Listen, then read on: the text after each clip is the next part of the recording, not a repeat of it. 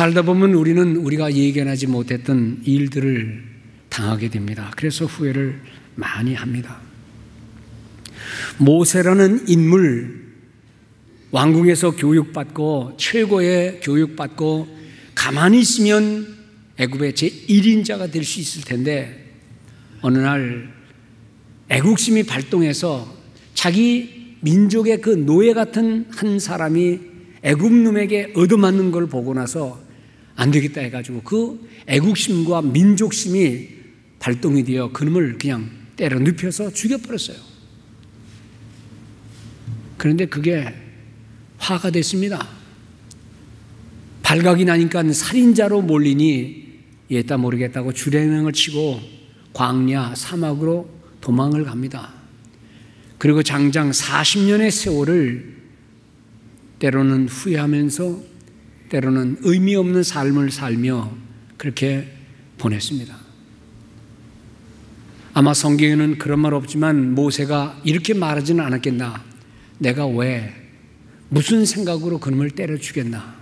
그냥 가만히 있을 걸. 내가 맞는 것도 아니고 내가 욕먹는 것도 아닌데 뭘 참견해가지고 이 생고생 하나 하고 후회를 했을지도 모르겠어요. 꿈을 꿨으면 됐지 그 꿈 얘기를 왜 형제들에게 하고 부모에게 해서 형제들에게 미움을 받는 요셉의 모습. 꿈 얘기해서 덕봉에 뭐 있어요? 형들에게 미움받아서 팔리웠어요. 그리고 노예로 팔리우고 감옥에 가고 남의 집에 사환 노릇하면서 긴 13년의 세월을 보냈습니다. 살다 보면 참 희한한 일들, 생각지도 않은 일들이 생긴 거예요. 그런데 우리가 가만히 또 성경을 보면 하나님이 모세의 40년의 그 질곡 같은 그 어두운 세월을 다 보낸 후에 하나님은 그를 납작하게 만들고 아무것도 아니라는 사실을 깨닫게 한 다음 그를 부르시고 너 바로에게 가서 내 백성을 인도해내라 라고 말씀합니다.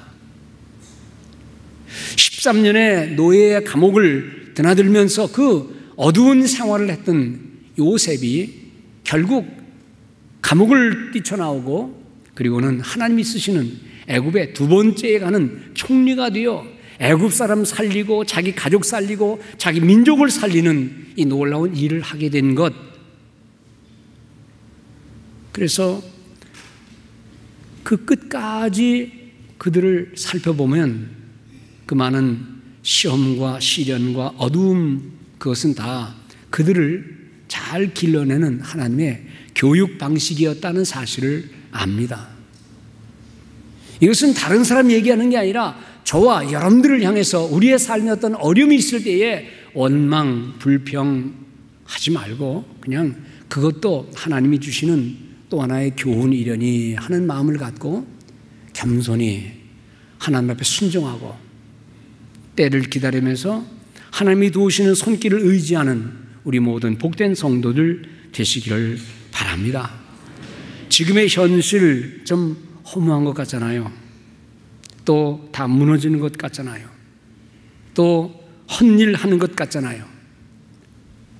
사업도 자식 교육도 목회도 모든 모습도 때로는 그런 생각이 들 때에 우리는 허무한 생각, 자신을 너무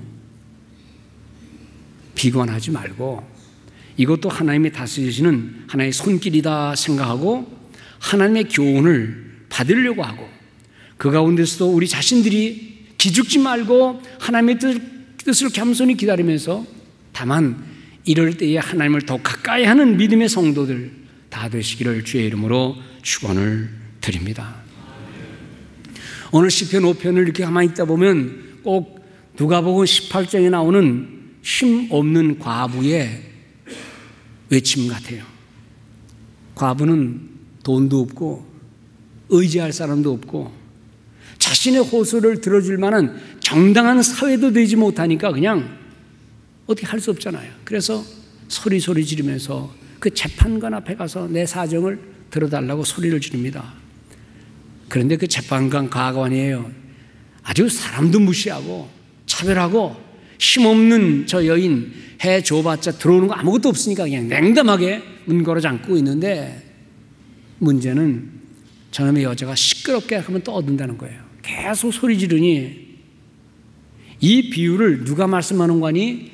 우리 주님께서 하신 겁니다. 불의한 재판관도 밤낮으로 부르짖는 저 여자의 소리를 들어준다면 하늘에 계신 너희 아버지께서는 자녀들이 기도하고 울부짖는 그 기도를 듣지 아니하시겠느냐? 이것이 주님이 우리를 향하는 교훈입니다. 우리는 그래도 과부보다는 형편이 낫잖아요. 의지할 수 있는 형제 자매들이 있고, 불의한 재판관 같은 그런 재판관은 이 세상에 그래도 별로 없어요. 그래도 정의로운 사회요, 상식 있는 사회요.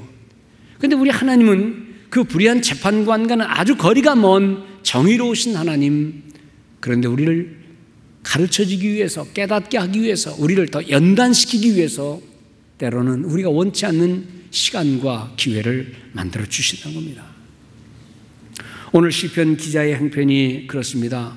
시편 기자를 이렇게 낙심하게 만드는 원수들 얼마나 억울한지 시인은 10절에서 이렇게 합니다. 하나님, 저희를 정죄하사 자기 꾀에 빠지게 하시고 그 많은 허물로 인하여 저희를 쫓아내소서. 저희가 주를 배역함이니이다.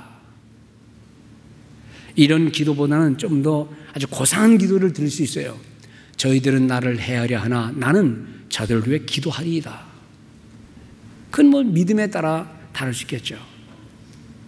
그들이 하는 거짓말과 입에는 신실함 없는, 마음에는 악의 소굴 같은, 목구멍은 열린 무덤 같은 그런 사람 죽이는 일을 쏟아내는 일에 대해서 시인이 몹시 속이 상했나 봐요. 그런 말이죠. 칼로 베인 상처는 시간이 지나면 아물기도 합니다. 그런데 말로 베인 상처는 사람의 마음을 때때로 썩게 합니다. 더구나 글로 남긴 상처는 오랜 기간 동안 남아서 사람을 위태롭게 합니다. 그런데 사람은 우리가 살다 보면 고난과 어려움에 직면할 때도 많다는 겁니다. 그런데 오늘 이 시편을 보면 그런 고난의 때에도 우리는 하나님의 뜻을 기다리고 하나님의 뜻을 배우게 되는 일들이 있다는 겁니다. 대적하는 사람들로 인하여 때때로 우리는 코너에 몰리기도 하고 넘어지기도 하고 억울해서 눈물 흘리기도 하지만, 그런데 여기에 교훈이 있다면 뭔가? 사람이나 환경을 의지하지 말고 더욱 하나님을 향한 의지와 믿음을 가지라는 겁니다. 8절에 보면 이렇게 고백합니다. 여호와여, 나의 원수들을 인하여 주의 의로 나를 인도하시고 주의 길을 내 목전에 곧게 하소서. 원수들이 있는데 그들 때문에 오히려 내가 주님 앞에 곧게 믿음 따라 살고 주의 의로 나를 인도하게 해달라는 그런 기도입니다. 그런 기도를 드리면서 우리의 남은 삶을 사시는 우리 모든 대원들, 성도님들 되시기를 주님의 이름으로 축원을 드립니다. 복음을 전하던 사도 바울이 참 많은 외부에서의 어려움과 내부에서의 어려움을 겪었던 것 같아요. 사도 바울은 고린도후서 1장에서 이렇게 말합니다. 찬송하리로다. 그는 우리 주 예수 그리스도의 하나님이시요 자비의 아버지시요 모든 위로의 하나님이시며, 4절에 보니까 우리의 모든 환난 중에서 우리를 위로하사 우리로 하여금 하나님께로부터 받는 위로로서 모든 환난 중에 있는 자들을 능히 위로하게 하시는 이시로다. 여러분, 하나님을 믿을 때 나의 어떤 어려움과 내가 당하는 고난 그것만 생각하지 말고 하나님이 옆에 계신데 그분이 우리를 위로하신다, 나와 함께 하신다는 믿음 갖고 위로를 삼는 우리 성도들 되시기 바랍니다. 8절에 보면은요, 그가 당한 어려움을 말합니다. 우리가 아시아에서 당한 환난을 너희가 모르기를 원하지 아니하노니 힘에 겹도록 심한 고난을 당하여 살 소망까지 끊어지고, 9절에 우리는 우리 자신이 사형 선고를 받은 줄 알았으니 그 다음 구절이 아주 기가 막힙니다. 이는 우리 자신을 의지하지 말고 오직 죽은 자를 다시 살리시는 하나님만 의지하게 하려 하심이라. 이 믿음을 가지시길 바랍니다. 모든 거 잘 될 때야 뭘 의지한다 말을 할 수 있습니까? 그런데 이제 뭔가 어려워지고 힘겨워지고 했던 모든 일들이 어그러질 때에 우리는 낙심할 수밖에 없지만, 그런데 이것도 하나님만 의지하도록 우리를 인도하시는 하나님의 손길이라는 믿음을 갖고 사시는 성도들 되시기 바랍니다. 이건 다 밖에서 오는 어려운 시련입니다. 그런데 안에서 있는 시련이 있습니다. 바울은 고린도후서 12장에서 말합니다. 자기 몸속에 질병이 있는데 그 질병을 육체의 가시라고 표현했습니다. 그는 이렇게 고백합니다. 내 육체에 가시가 있다. 이 가시 곧 사탄의 사자다. 그런데 이는 나를 쳐서 내가 너무 교만하지 않게 주님께서 하시는 일이다. 8절 9절에 보면 내가 이거의 가시를 떠나기를 간구했는데, 질병 고쳐달라고 기도했는데 주님 말씀하시기를 내 은혜가 내게 족하다. 왜냐하면 이는 내 능력이 약한 데서 온전하여짐이라 하신지라. 그러므로 내가 도리어 크게 기뻐함은 나의 여러 약한 것들에 대하여 자랑하리니 이는 그리스도의 능력이 내게 머물게 하려 함이라. 내가 약하기 때문에 주님이 나를 도우시는 것이고, 내가 넘어지기 때문에 주님이 나를 붙들어 주시는 것이고, 내가 낙심될 만한 이런 때에 주님이 나를 위로하시고 인도하시는 것이다. 결국 밖에서 보여지는 것은 외적인 어려운 일이지만 내면적인 모습에서 하나님은 우리와 함께 하신다는 이 믿음을 우리 모두가 갖는 복된 효신의 성도들 되시기 바랍니다. 내 능력 아니라는 겁니다. 그리스도의 능력과 그 은혜라는 겁니다. 옛말에 그런 말이 있습니다. 가물때 판 우물은 깊고 잘 마르지 않는다. 비가 왔을 때 우물 파는 것 얼마나 쉽습니까? 조금만 파면 물이 고인이 됐다. 그런데 그 물은 못 써요. 그런데 가뭄이 왔을 때 땀 흘리고 힘들어서 판 우물은 결코 마르지 않는다는 겁니다. 역경과 고난의 문제 앞에서 우리는 하나님과의 깊은 씨름 속에서 우리의 신앙을 다져지게 되고, 신앙은 점점 진지해지고 하나님을 향한 기도와 부르짖음 속에서 우리는 하나님을 믿는 든든한 믿음을 만들어낼 수가 있다는 겁니다. 돈 잘 벌릴 때에 남 적선해주고 또 11조 내는 거 그럼 어렵지 않겠지요. 그런데 사업이 어렵고 힘겨울 때도 남에게 선을 베풀고, 그리고 하나님 앞에 드리는 이 모든 그 예물이 값진 것인 줄로 믿습니다. 하나님 앞에 드려지는 기도에 끈질긴 믿음을 갖고 쉬지 말고 기도하되, 성경에 있는 대로 금 항아리가 꽉 찰 때까지 기도를 끊임없이 드리고, 그 금그릇이 기도로 그득 찰 때 기도의 열매가 밖으로 나올 때를 믿고 부지런히 기도하는 우리 성도들 되시기 바랍니다. 오늘 이 시편을 통해서 우리는 고난의 때에 뭘 배우느냐? 기도하는 걸 배우는 겁니다. 1절에 말합니다. 여호와여 나의 말에 귀를 기울이사 나의 심사를 헤아려 주소서. 옛날 성경에는 내 심사를 통촉하소서. 하소연, 그 하소연은 하나님을 향한 기도로 변한다는 겁니다. 답답한 일이 있을 때에 사람 앞에서 하는 것보다는 하나님 앞에 가지고 나와서 기도하는, 하나님을 의지하는 믿음의 성도들, 하나님 앞에 호소하고 그것이 가장 빠른 길인 줄로 믿고 하나님을 가까이 하는 성도들 되시기 바랍니다. 이 시인은 어떤 분에게, 누구에게 기도하느냐? 여기 보니까 2절에 나의 왕, 나의 하나님. 왕이요 하나님인데 그것이 나와 관계하지 않으면, 그분이 왕이면 뭐 할 것이고 하나님은 뭐 할 것입니까? 그런데 이런 기도하는 성도들에게는 그 왕이 나를 도우시는 왕이요, 그 하나님이 나와 함께 하시는 하나님이다. 나라고 하는 이 소유격, 다른 사람의 하나님이 아니라, 다른 이의 왕이 아니라 나와 함께 하시는 하나님의 은혜, 나의 왕, 나의 하나님. 사도신경은 매 문장마다 I believe, 내가 믿습니다. 다른 사람이 믿는 게 아니라 바로 내가 믿습니다. 내가 믿는 그 하나님이 우리의 자녀들이 또 나는 믿습니다. 그 자녀들이 또 나는 믿습니다. 나와 하나님과의 관계를 설정하면서 하나님을 가까이 하는 성도들, 체험과 고백을 통하여, 고난과 역경을 통하여 하나님을 의지하는 믿음의 성도들 다 되시기를 주의 이름으로 축원합니다. 또 이 시인은 하나님께 기도하되 부르짖어 기도한다 그럽니다. 3절 2절에 보면요, 나의 부르짖는 소리, cry out, 부르짖는 소리를 들으소서. 남들이 들으면 야, 하나님이 귀가 먹었냐, 뭘 그렇게 크게 소리질러 기도하냐. 아니요, 남이 볼 때는 그거 다 쓸데없는 소리 같지만 막상 어려움을 당한 성도들, 간절함을 가진 성도들, 마치 어린애가 아주 비명을 지르고 울면 엄마가 급히 뛰어와서 우유와 젖을 주듯이 우리 성도들 고난이 있을 때에, 삶에 어려움이 있을 때 그냥 가만히 혼자서 생각하면 괜히 철학 맞은 생각 들고 부정적인 생각 드니까요, 그럴 땐 또 마귀가 틈을 탑니다.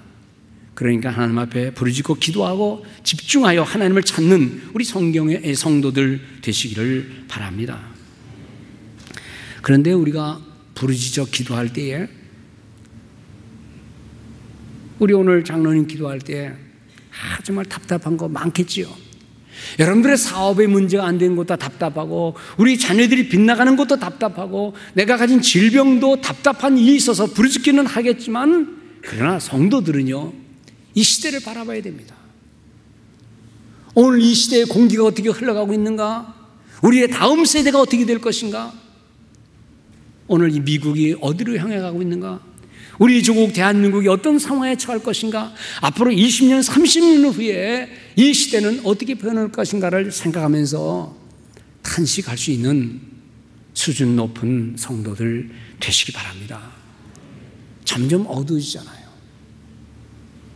30년 후에, 아니 멀리 갈 것도 없이 20년 후에, 좀 멀리 보면 50년 후에 유럽은 지금의 유럽이 아닐 겁니다. 미국은 지금의 미국이 아닐 겁니다. 잘 만들어진 모든 복지제도, 만들어진 모든 제도와 그 모든 부요함이, 모든 역사적인 유물들이 이제 조금 후에는 다 이슬람의 손에 넘어가게 되고, 그 좋은 복지, 유럽 사람들은 아이를 한 가정에 0.8명, 한 명 낳을까 말까인데 저들은 지금 8명, 9명을 낳고 정책을 펴가면서 인간적인 면에서 받아들인 모든 혜택을 그들의 악의 도구로 사용하고 있다는 것입니다. 엊그제 신문 보니까 IS라는 이슬람 과격단체에 들어갔다가 겨우겨우 빠져나와서, 죽을 둥 말 둥 빠져나와서 고백하는 어떤 청년의 고백이 있습니다. 갔다 왔기 때문에 자기 고향 독일에 가면 반드시 감옥 갑니다. 근데 그가 뭐라는 줄 아세요? 차라리 독일 감옥에서 30년 썩는 게 저기 가서 자유롭게 전투하는 것보다는 낫다.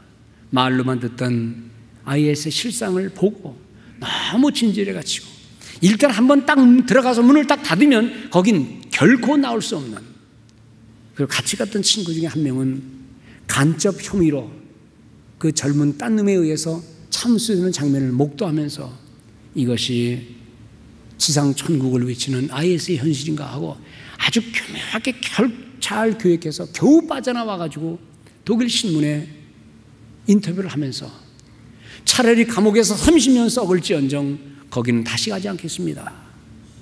여러분들, 그들이 세상을 향해서 어떤 공격적인 자세를 갖고 있는지를 우리는 잘 알아야 합니다. 오늘 세상이 이렇게 점점 변해가는 데에 우리는 복음의 의미를 어떻게 밝힐 것이며, 우리의 자녀들을 어떻게 교육할 것이며, 선교를 어떻게 왕성해야 될지에 대한 교회의 사명과 성도의 사명과 우리에게 주어진 귀한 사명 잘 감당해 나가면서 무익한 것이 아닌 유익한 것으로 우리에게 주어진 좋은 기회를 잘 활용해서 하나님의 뜻을 펼치는 데에 온 힘을 기울이고, 혼자 하면 힘들지만 같이 하면 덜 힘들고, 같이 하면 주님의 뜻이 더 잘 드러날 줄 알고, 온 교회가 하나가 되어 바른 교육과 그리고 널리 멀리 선교하는 일에 앞장서는 우리 효신교회, 주님이 쓰시는 교회 되기를 주의 이름으로 축복합니다. 언제 기도하느냐? 오늘 3절에 보니까 여호와여, 아침에 주께서 나의 소리를 들으시리니, 아침에 나의 소리를 들으시리니. 아니, 하나님이 뭐 점심 때는 안 듣습니까? 밤중에는 안 듣습니까? 너 왜 아침이라고 그러느냐? 아침에 1시간의 가치는 저녁 밤의 2-3시간의 가치보다 더 낫다라고 사람들은 말합니다. 스폴전 목사님 뭐라고 말하는 거니? 풀잎에 이슬이 맺혀 있을 때에 하나님의 은혜가 당신의 영혼에 떨어지게 하라. 시간의 차별을 둘 필요는 없지요. 아침이면 어떻고 저녁이면 어떻고, 그러나 저녁은, 밤에는 우리 영혼이 지치는 시간입니다. 하나님을 정말 가까이 해야 할 소중한 시간, 정성을 다하는 시간, 하루의 첫 시간을 드리는 시간, 우리의 모든 마음을 새롭게 하는 이 시간에 주님을 향하는 성도들, 이것이 인생의 본분입니다. 하나님을 가까이 하고 하나님과 동행하는 것이 인생의 본분인데, 먹고 사는 게 본분이 아니고 하나님을 가까이 하는 것이 인생의 본분인 줄 알고 그것을 위해서 전심전력하는 우리 성도들 되시기를 바랍니다. 신선한 시간, 희망의 시간, 하루의 첫 시간 깨끗한 마음으로 하나님을 바라보는 복된 성도들 되시기 바랍니다. 짜투리 시간, 물론 그것도 소중한 겁니다. 그러나 짜투리 시간 하나님께 드리려고 생각하지 마세요. 쓰다 남은 시간 하나님께 드리려고 하지 마세요. 쓰다 남은 돈 하나님께 드리려고 하지 말고, 쓰다 남은 정력 하나님께 드리지 말고, 준비된 헌신된 모습을 가지고 하나님을 향해 살아갈 때에 하나님 우리의 정성과 희생과 헌신을 보시면서 우리와 다음 세대를 축복해 주실 줄 믿습니다. 이렇게 깨어있는 성도의 진실한 기도 살다 보면 하나님이 때가 되면 기쁨과 감사를 주신다는 거예요. 오늘 성경 본문에 뭐라고 말합니까? 오직 주께 피하는 자는 다 기뻐하며 주의 보호로 인하여 영영이 기뻐 외치며 주의 이름을 사랑하는 자는 주를 즐거워하리이다. 기쁨과 즐거움이 나옵니다. 시작은 눈물과 고통과 많은 절망의 모습이지만 하나님을 의지하고 주의 은혜를 사모하는 성도의 모든 결론은 그 마음에 기쁨의 샘을 만들어 주시는 겁니다. 교회에 올 때는 답답한 마음으로 왔을지라도 주님 앞에 기도하고 찬송하고 말씀하고 우리의 심령을 다시 새롭게 할 때에 우리는 기쁨을 가지고 이 교회 문을 나서게 되고, 새벽 아침에 올 때는 조금 서운한 마음, 답답한 마음이 있을지만은 그러나 하나님 앞에 기도하고 탄식하며 울부짖고 기도할 때 하나님께서는 그러한 기도하는 심령을 새롭게 하시는 축복을 주신다는 겁니다. 그래서 오늘 이 시편 5편의 후반부는 그렇게 말합니다. 결국 기쁨과 승리를 주시는 우리 하나님, 그 자녀를 지키시되 방패로 보호함같이 인도하시는 하나님의 놀라운 은혜를 찬송하게 된다는 겁니다. 12절 보세요. 여호와여, 주는 의인에게 복을 주시고 방패로 함같이 은혜로 저를 호위하시리이다. 기도하는 성도들, 은혜를 사모하는 성도들, 하나님의 말씀의 도리를 꾸준히 나가는 성도들에게 주시는 축복인 줄로 믿습니다. 성도는 금입니다. 진실한 성도는 순금입니다. 순금은 때로 진흙에 놓였어도 금이에요. 때로 먼지가 쌓여서도 그것은 금입니다. 성도는 어떤 상황에서도 성도로서의 살아가고 어두운 시대가 있다 할지라도 말씀 가지고 은혜를 사모하는 믿음을 가지고 나가야 합니다. 우리 교회의 목표 있죠? 뭐예요? 저 뒤에 읽어볼까요? 시작. 세상을 밝히며 이민자들을 위로하는 교회. 어두운 것 같아도 여전히 찬송하고 힘겨운 것 같아도 힘을 내어 주님을 믿는 믿음을 가지고 살아가면서 오늘 우리가 부를 찬송, 하나님의 진리던데 비록 어두운 세상인 것 같지만 말씀으로, 기도로, 찬송으로 이 어두운 모든 일들을 이겨내는 복된 성도 되시기를 주님의 이름으로 축원을 드립니다.